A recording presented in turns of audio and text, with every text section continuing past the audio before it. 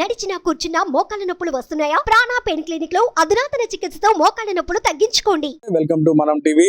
ఖమ్మం జిల్లాలో కాకతీయుల పరిపాలన కాలంలో ఖమ్మం జిల్లాలో చాలా చోట్ల కూడా చాలా పుణ్యక్షేత్రాలు అనేవి వెలిసాయి. వాళ్ళ సమయంలోనే చాలా శైవ క్షేత్రాలు అనేవి నిర్మితమయ్యాయి.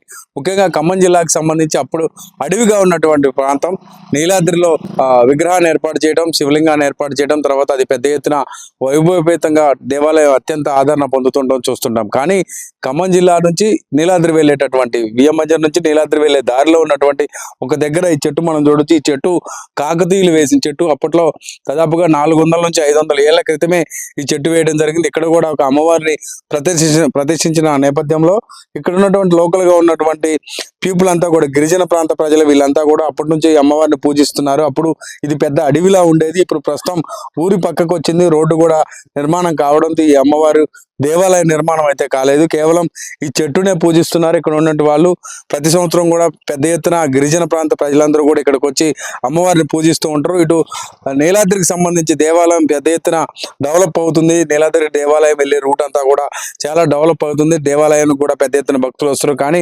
కాకతీయులు వేసినటువంటి చెట్టు కావచ్చు, ఈ అమ్మవారు ఉన్నటువంటి ప్రాంతం కావచ్చు, ఇది డెవలప్మెంట్కి నోచుకోవట్లేదు. చాలా ప్రాంతాల నుంచి ప్రజలు ఇక్కడ కూడా వస్తుంటారు. ఈ అమ్మవారిని కూడా కొలుస్తూ ఉంటారు. ప్రస్తుతం మనం చూస్తున్నటువంటి చెట్టు దాదాపు 400 నుంచి 500 ఏళ్ళు క్రితమే ఇది నాటారని చెప్తున్నారు. కాకతీయుల కాలంలో నాటినట్టుగా చెప్తున్నారు. గిరిజన ప్రాంతంలో ఇంత పెద్ద చెట్టు ఎక్కడా లేదు. ఇది ఒకప్పుడు అడవి కాబట్టి ఈ వేలాద్రి వెళ్తా కాకతీయులు వెళ్లే క్రమంలో ఈ చెట్లు నాటినట్టుగా చెప్తున్నారు. ఇట్లాంటి చెట్లు ఒక 4-5 ఉన్నాయి. ఈ చెట్టు ఏదైతే ఉందో ఈ చెట్టు దగ్గరే అమ్మవారిని కూడా పెట్టినట్టుగా అప్పటి నుంచి కూడా కాకతీయులు ఈ అమ్మవారిని పూజిస్తూ ఉన్నారు. ఇక్కడ ఉన్నటువంటి లోకల్ పబ్లిక్ ఉన్నారు, వాళ్ళతో మాట్లాడదాం. చెప్పండి, ఈ చెట్టు ఎప్పటి నుంచి ఉంటుంది? అమ్మవారి ప్రతిష్ఠ ఎప్పుడు జరిగిందండి? ఈ చెట్టు అయితే మాకైతే తెలియదండి. ఇది దగ్గర దగ్గర మా పెద్దలు చెప్పిన ప్రకారం ఒక 300 ఏళ్ళు అట్లా ఉండొచ్చు ఈ చెట్టుకి. ఈ ప్రతిష్ట అనేది మా తరాలు కూడా కాక మా తాతల తరాల ఒకడనే జరిగింది ఇదంతా ప్రతిష్ట. మామూలుగా డెవలప్మెంట్ అంటే ఏమీ లేదు. మేమే తలా కొద్దిగా వేసుకుని చిన్న చిన్నగా చేసుకుంటున్నాం. కానీ ప్రభుత్వం ద్వారా కానీ ఇంకేదైనా సాయం కానీ ఇంకేదైనా కానీ రాలేదు.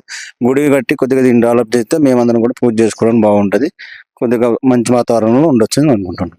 అంటే ఇది కాకతీయులు కట్టినటువంటి నీలాద్రి వెళ్ళే రూట్ లో ఉంది. కాకతీయులు వేశారని అప్పట్లో ఉన్నట్టు వాళ్ళు చెప్పేవాళ్ళ దీన్ని ఏం జరిగింది? అవునండి, మా పెద్దలు చెప్పారు అప్పట్లో. మాకు తెలియదండి. మా పెద్దలు చెప్పిన దాని ప్రకారం మేము మీకు చెప్పగలుగుతాం. ఇప్పుడు చూడండి, ఈ చెట్టు అయినా కానీ ఎంత పెద్దగా ఉంది. ఇదైనా కానీ ఈ కాలంలో వేసింది కాదు కండి. మేము కూడా చూడలేదు దీని అప్పుడు. ఆ రోజులలో మా పెద్దవాళ్ళు చెప్పిన దాని ప్రకారం మీకు ఇది చేస్తున్నాం. మీరు చెప్పండి పెద్ద ఆయన, ఎప్పటి నుంచి పూజలు చేస్తున్నారు ఇక్కడ?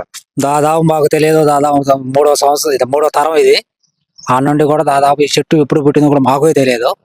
ఇది అప్పుడు దారి లేదు, పెద్ద కాలాంతకని అడవిలో కూడా మా వాళ్ళు ఇక్కడ ఇల్లు కట్టుకొని ఈ దేవుడిని ఇక్కడ పూజ చేయడం జరుగుతుంది.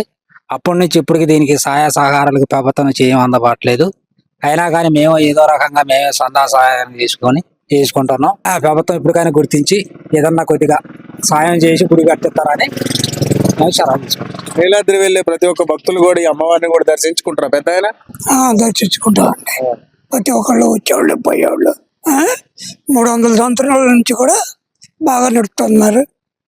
గుడికాడికి జనాలు కూడా బాగా ఇక్కడ పూజ చేయటారు. ఇక్కడ అమ్మవారిని పూజిస్తే ఈ మొక్కులు తీరుతాయి అని ఉంటాయి కదా, ఏమైనా కోరుకుంటే జరుగుతుందా? ఏం జరుగుతుంది?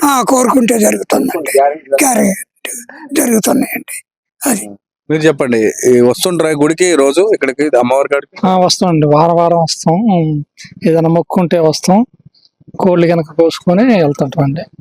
అంటే ఇక్కడికి ఎంతమంది వస్తుంటారు రోజువారీ అమ్మవారి పూజకి? ఎవరెవరు చేస్తారు అంటే అయ్యగారు మరి మామూలు సార్, ఇప్పుడు ఆ ఊరు ఈ ఊరు అని లేదు. బాణపాలెం నుంచి ఆ ఊరు ఉన్నదా, వాళ్ళు కూడా మొత్తం వచ్చి ప్రతి ఒక్కళ్ళు వచ్చి పక్క ఊరు కూడా వచ్చి అమ్మవారిని మొక్కుంటారు.